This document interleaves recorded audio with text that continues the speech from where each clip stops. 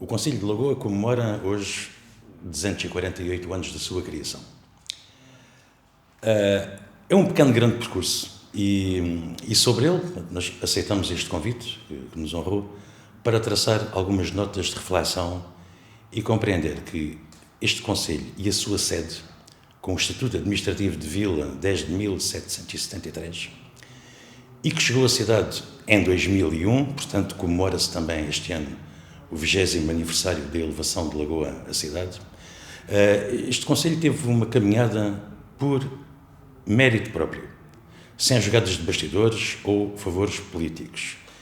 E assim foi há 248 anos, também sem qualquer favor que o rei Dom José e principalmente o Marquês de Pombal proporcionaram a criação do Concelho e elevaram Lagoa a vila, desanexando-a de Silves. Outros fatores estiveram em jogo nessa altura para esse primeiro grande momento histórico do Concelho de Lagoa e deveu-se, acima de tudo, ao reconhecimento por parte do poder central do desenvolvimento específico do seu território, protagonizado pela atividade laboriosa e empreendedora das suas gentes, bem como, evidentemente, à postura reivindicativa dos seus políticos ao longo dos tempos. Concretamente, devido, era o que muitos se queixavam, dos prejuízos que, em inúmeros aspectos, decorriam da integração das terras lagoenses no que representava o enorme Concelho de Silves, nesse tempo. E foi assim, por tudo isso, que Lagoa conquistou a sua dignidade e autonomia a pulso, como referi, sem favores, mas continuou, de qualquer modo, praticamente ignorada e mesmo menosprezada. Reduzida, diríamos, a um buraquinho no distante reino do Algarve, onde, entre outros fatores, teve peso a extinção do Concelho de Alvor, por parte do Marquês de Pombal, porque o Concelho de Alvor era dos Távoras, e os Távoras também se comemora agora tragicamente o fim deles, desapareceram do mapa para sempre, mesmo fisicamente, barbaramente eliminados, torturados, desmembrados, decapitados e depois queimados em espetáculo público. Mas isso acabou por proporcionar a Lagoa essa oportunidade de constituir-se como concelho. Esta remodelação administrativa, que no Algarve andou ali à volta de Alvor, que foi integrada como aldeia em Portimão, acabou por desmembrar, ali ao lado, como referi, o enorme termo de Silves, com a criação não só do Concelho de Lagoa, mas também o de Monchique. No caso de Lagoa, até podia ter parecido um erro de casting, como dizemos agora, até perante a sua grande proximidade de Portimão. Mas a Vila de Lagoa passou a integrar Estombar, a Mexilhoeirinha e Ferragudo. Só 61 anos depois, em resultado da reforma administrativa de 1834, é que Porches passou também a integrar o Concelho de Lagoa, saído de Silves. Mas o Concelho nasceu praticamente sem nada, em termos administrativos. Nem Câmara tinha, nem podia ter. Imaginemos esses tempos. 1773. O que era o Algarve nessas últimas décadas do século XVIII? Um reino à parte, uma espécie de colónia a sul, ignorada, esquecida pelos poderes centrais. Uma região destruída por um terremoto terrível, 1755, ainda quase toda arruinada em termos de equipamentos e infraestruturas, nesses escassos 18 anos que se passaram. A Câmara primeiro reunia-se na casa do Presidente, dos vereadores, depois, com a aquisição da Capela do Pé da Cruz, lá se instalou a Câmara e a cadeia numa antiga igreja. Mas, a provar que não era mesmo um erro de casting, Lagoa foi respondendo aos novos desafios à sua maneira. Não para agradar os poderes, mas para consolidar a sua afirmação, ou seja, a afirmação das suas gentes, sem pressas, com serenidade. Entretanto, veja-se, muito tempo depois, o Guia de Portugal de 1927, mais de um século e meio após a criação do Concelho, o que falava de Lagoa. Raul Proença, que fez esse trabalho conhecidíssimo, dizia que Lagoa não passava de uma vilória insignificante e sem interesse.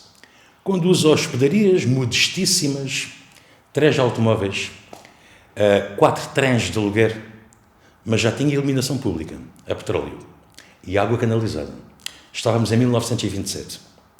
De estômago, diria também Raul Proença, que da história moderna da freguesia, o único facto de relevo era ter nascido ali o remexido. Porsche, nenhuma referência, só a localização do mapa. Carvoeiro não passava de uma aldeia de pescadores, com uma pequenina praia de banhos, note-se, apenas frequentada por famílias do concelho, sem um único hotel ou hospedaria, porém, com um casino e teatro, e fábricas de conserva de peixe. Raul Proença dedicou a Ferragudo quase uma página e meia, foi a exceção, mas socorreu-se do que escreveram Teixeira Gomes e principalmente Chaudá para falar das fábricas de conserva e dos extensos tratos de terreno onde era posto a secar o bacalhau pescado nos bancos da Terra Nova pelos pescadores da Casa Fialho.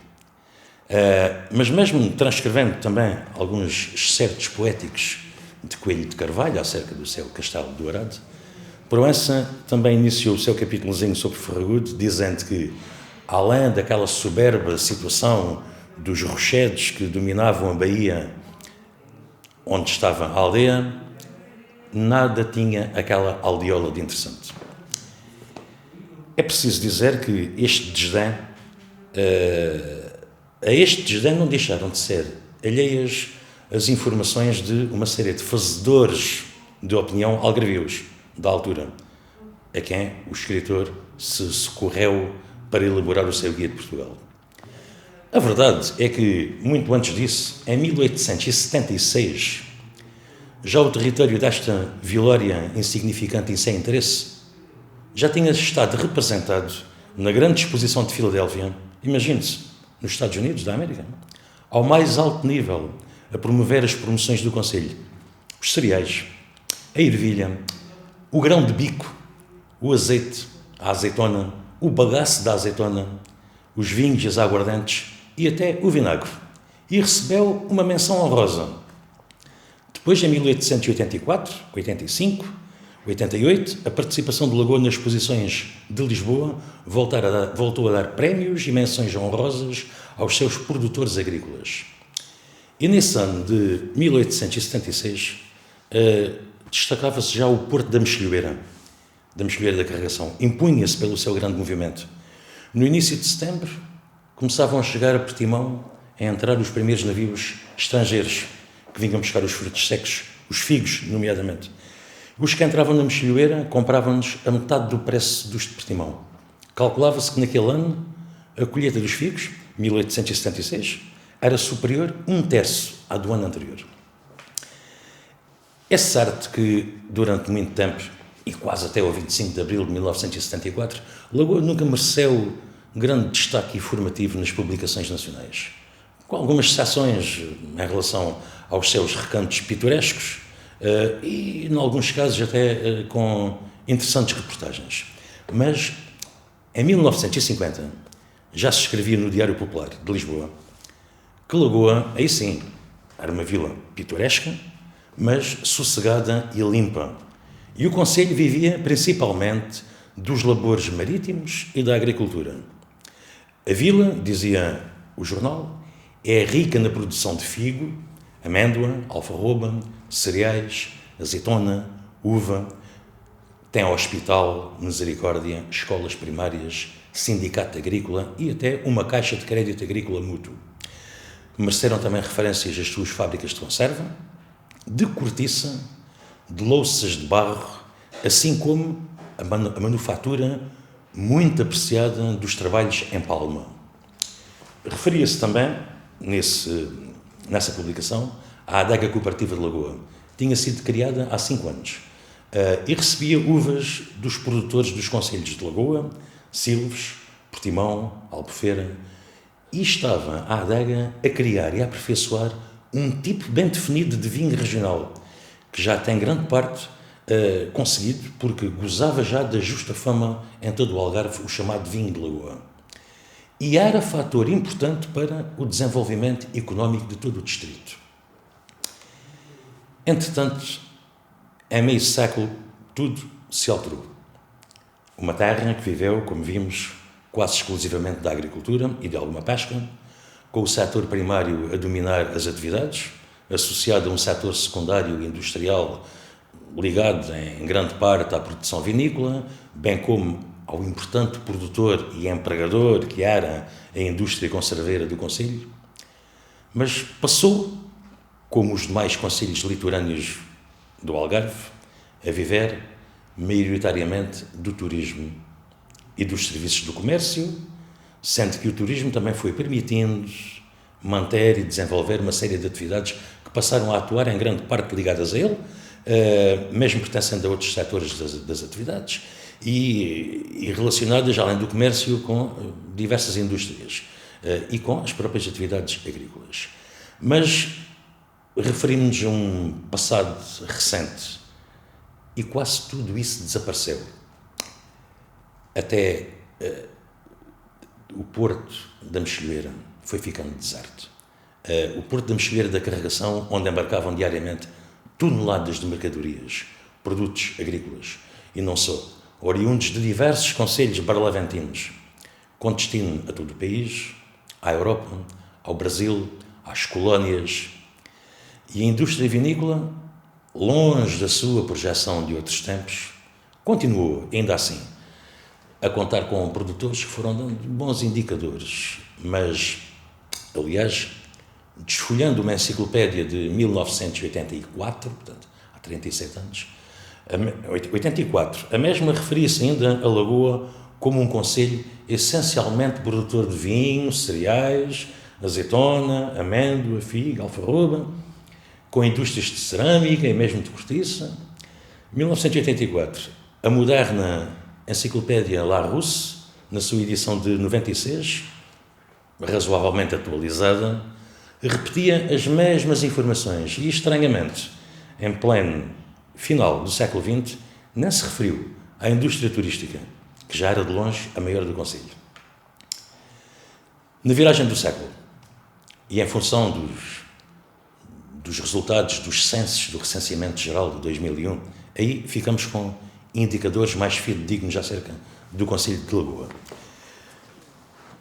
Já mostrava um setor terciário dominador, que representava mais de 65% da população, ou seja, comércio, serviços, e esmagadoramente ligados ao turismo. Um setor primário, agricultura, pescas, pecuária e afins, que teve o mesmo destino da maioria dos concelhos portugueses, passando do primeiro lugar das atividades económicas para o terceiro, e em Lagoa não ia além dos 7%. Mas ainda havia um setor secundário, portanto, da indústria, que se situava ainda nos 27%, 28%, e ainda parecia um indicador promissor. É sabido que esta nítida troca dos setores da atividade resultou em grande parte do atraso, do marasmo que se foi acentuando na nossa agricultura, nas indústrias tradicionais, a partir dos anos 70, devido a uma série de fatores, cuja análise também não cabe agora aqui desenvolver, mas que se acentuaram principalmente a partir dessa década de 70 do século XX, devido a razões estruturais, conjunturais, mudanças de hábitos sociais e de políticas, com a abertura do país a novos mercados, entre outros aspectos. Foram situações que acabaram por marcar decisivamente a decadência dos setores primário e secundário, por falta, obviamente, de modernização, de rentabilidade, de reconversão, e foram ultrapassados pela feroz concorrência externa, muitas vezes de melhor qualidade e muitas vezes a preços e custos muito mais baixos. Mas o que a mudança dos hábitos e a concorrência externa não conseguiram substituir nem vender foi aquilo que o Algarve, e neste contexto Lagoa, souberam rentabilizar, a começar pela promoção das suas praias. O turismo marcou decisivamente o início deste desenvolvimento recente, dos últimos 50 anos, em inúmeros aspectos. E Lagoa soube, no momento próprio, não ficar para trás, quando, a partir dos anos 70, ou ainda na década anterior, o Algarve começou a investir neste novo tipo de riqueza, que se afigurava, como veio a confirmar-se, como uma galinha dos ovos de ouro.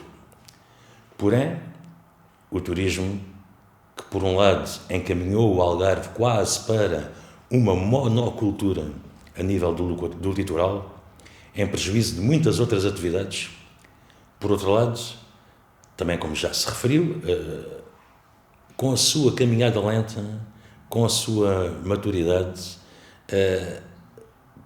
acabou por não deixar, de certo modo, deixar morrer uma série de atividades tradicionais e acabou por desenvolver outras como alternativa, mas também em função do turismo.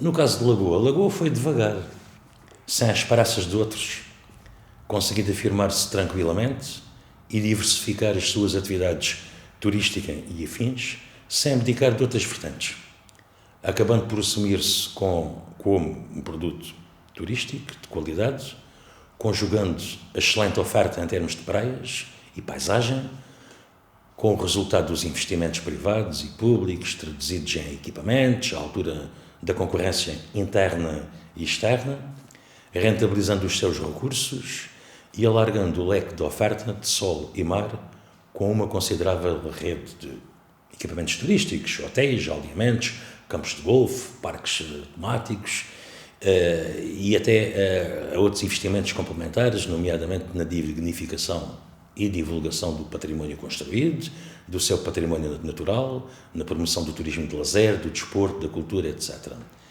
E nesse papel também as autarquias acabaram por afirmar-se como fatores de desenvolvimento dos seus territórios, em prol das populações, tanto em equipamentos como em serviços, e também como grandes empregadores dos concelhos e das freguesias.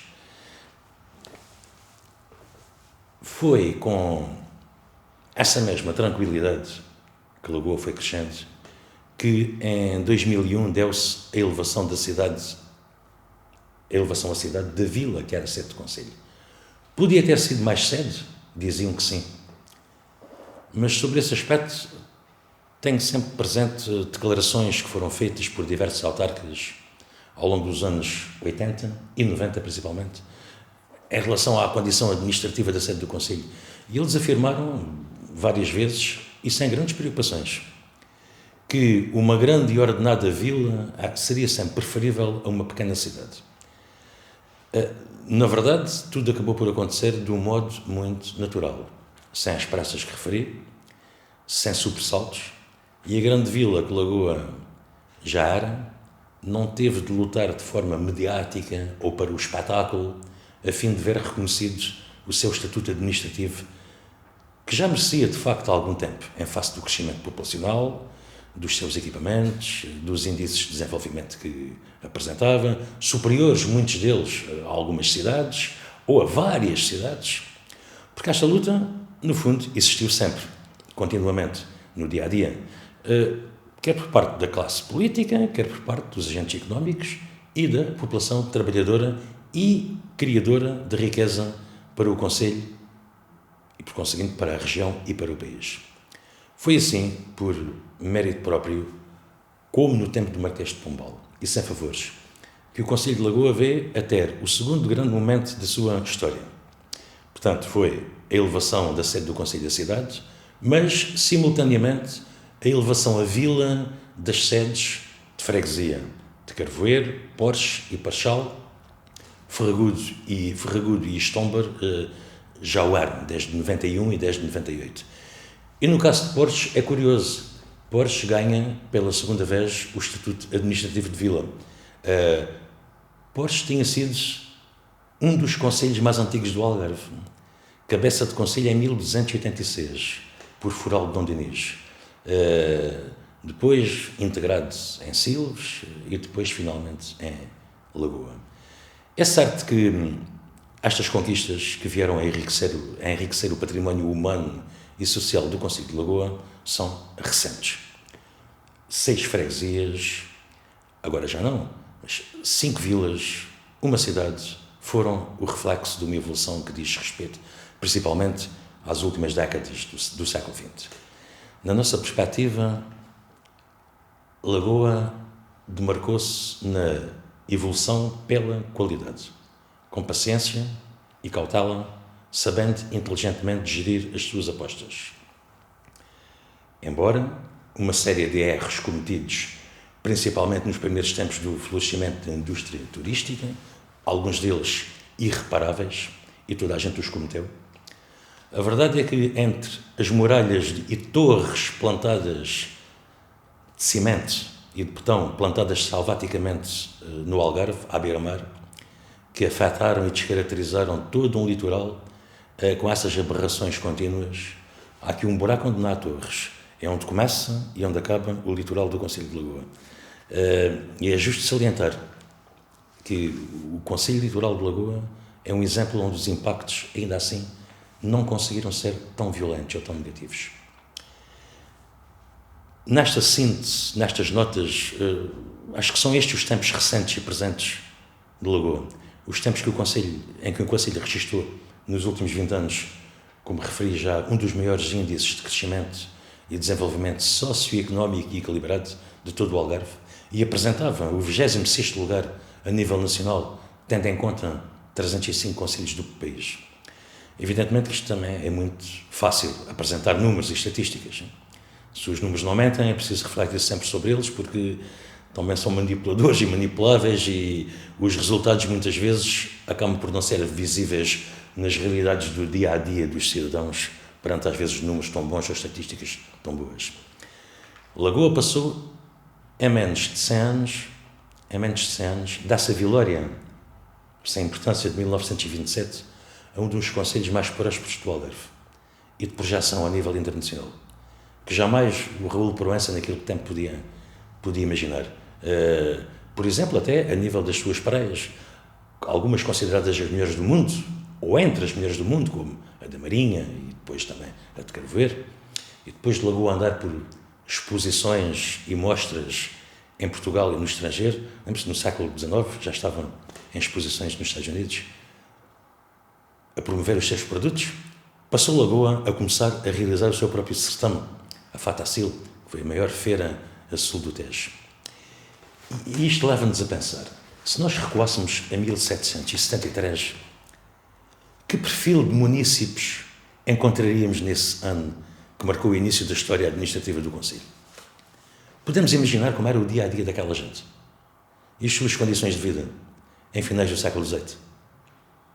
Como terá sido o regozijo dos políticos locais, dos estratos influentes a nível social, religioso e económico, dos caciques de então, pela criação do Concelho? E o sentimento do povo? O que é que representam para aquela população, aquelas pessoas ditas normais, ditas comuns? O que é que representam para aquela gente a criação do Concelho? Que expectativas lhes trouxe essa novidade? Como viveram, como é que eles celebraram no seu íntimo esse acontecimento? Que papel tinham as pessoas, que papel tinha o povo na sociedade?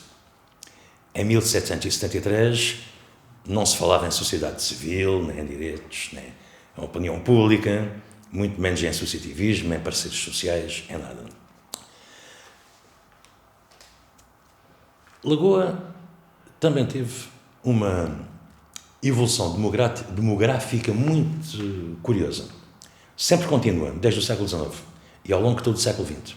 Um crescimento lento também, sem pressas. Lento, mas constante da população.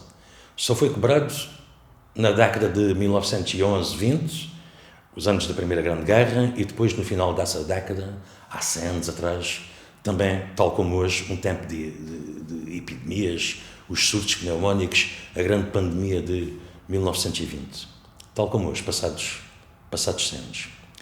Depois, o crescimento populacional de Lagoa teve alguma estagnação, ligeiras oscilações entre 1930 e 60, por razões explicáveis, mas também não cabem bem nesta síntese, mas só para referir o peso da imigração interna dos operários que vinham trabalhar para o setor vinícola de Lagoa, para as fábricas de conserva do Concelho, mas também, do mesmo modo, muita gente saía diariamente de Lagoa para trabalhar nas fábricas de conserva de Portimão ou na indústria corticeira de Silves, e depois voltavam, mas também iam para o Alentejo. Ora, mais difícil é avaliar o fator da imigração para o estrangeiro. até porque, para o exterior, à exceção das colónias africanas, a esmagadora percentagem da imigração era clandestina para a Europa e nem era reconhecida oficialmente. Agora, a partir de meados dos anos 70, dá-se efetivamente um crescimento populacional muito significativo em Lagoa. É o regresso progressivo e equilibrado dos imigrantes que começam a vir da Europa e não só.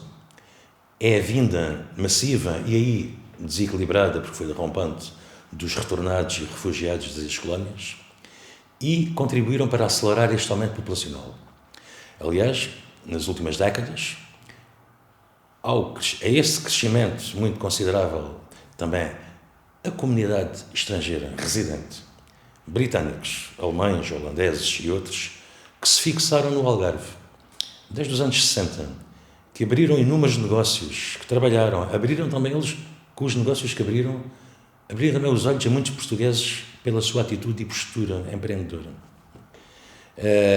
E depois houve outras migrações internas no Algarve, muita gente oriunda de concelhos limítrofes, e não só, que passou a residir no Concelho de Lagoa, notando-se nomeadamente um crescimento e uma afluência de casais jovens, que aqui encontraram um mercado de habitação mais favorável, condições que consideraram indispensáveis para constituir família, iniciar aqui o seu futuro e certamente até ingressar no mercado de trabalho local ou investir no concelho.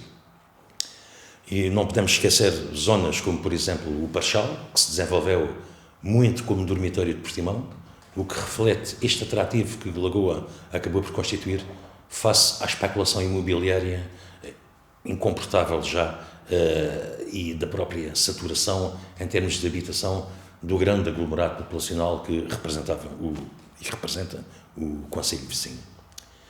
Por outro lado, talvez ainda seja cedo para analisar um elemento importante para uma reflexão futura no que respeita ao património humano lagoense. É a imigração oriunda dos países do leste da Europa, com elementos muito diversificados, incluindo gente qualificada, licenciada, que também veio desempenhar aqui funções inferiores às suas qualificações e o que poderão representar as suas novas gerações, nascidas e integradas em Lagoa, num futuro já presente. Todo este património humano era imaginável há cerca de 80 ou 70 ou mesmo há 50 anos, quando Lagoa só existia praticamente para os lagoenses, como era uma terra com poucos motivos de atração para gente fora do concelho. Finalizamos estas apreciações, por isso, com 2 ou 3 reflexões, tendo em conta que o futuro do concelho de Lagoa continuará ainda ligado ao futuro do próprio Algarve, ou seja, do turismo, que se afigurou como a grande indústria das últimas décadas do século XX e também das primeiras do século XXI. É claro que o ano de 2020, que terminou agora, e este em que estamos, perante a pandemia que continua a privar-nos de tanta coisa, mas que não podemos deixar que ela nos prive, pelo menos, da esperança. Mas esta pandemia deixa-nos também perceber, em termos económicos e sociais, o que é a tremenda fragilidade de uma população e de uma sociedade que vive quase só de uma monocultura. Há 100 anos atrás, a gripe espanhola também parou tudo e matou muita gente. Lagoa reergueu-se, à custa de inúmeros sacrifícios e sem a informação que temos hoje, sem o acesso à informação e aos cuidados e às responsabilidades que cabe a cada um de nós. Mas reergueu-se. Acreditamos que Lagoa saberá, como soube, sempre encontrar o seu caminho, com serenidade e harmonia, uma vez que as suas potencialidades falam por si. Mas também de modo a não se deixar esvaziar por essa já repetida monocultura do turismo que vá asfixiar ou que possa hipotecar todo um património coletivo riquíssimo e diversificado de valores, culturas, convicções, além do seu património construído, natural, paisagístico, gerindo corretamente os recursos e valorizando todo o seu potencial endógeno. pela sua história, pela sua cultura, pela sua tradição, pela sua garra. Lagoa não abdicará certamente da construção do futuro, feito sem egoísmos, sem complexos, sem resignações, de um modo partilhado, solidário, cooperativo, dentro do contexto do Algarve, nacional, mas reivindicando e afirmando as suas individualidades, a sua genuinidade, sem vícios de mimetismos.